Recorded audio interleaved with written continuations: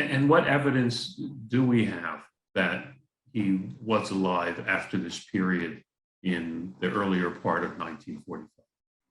Quite strong evidence because of perestroika and the sudden openness in Soviet Union and later Russia in and around the fall of Soviet Union. We know they made public, they released a lot of earlier secret documentation on from their authorities, which showed and proved that Raoul Wallenberg had been a prisoner in Lubyanka and in Lefortovo prison in Moscow for 2.5 years. Actually, we knew a lot earlier too.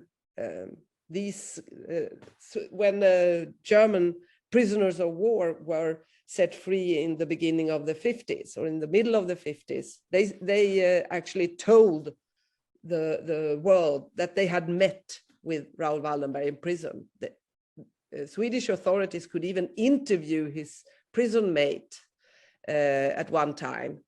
So Sweden gathered a lot of evidence in the middle of the 50s and demanded for the first time that Raoul Wallenberg, several years after his disappearance, demanded for the first time in the 50s that Raoul Wallenberg should be let free, sent back to Sweden. But what the Soviet Union did in that, they answered this demand from Sweden with a lie. They told Sweden that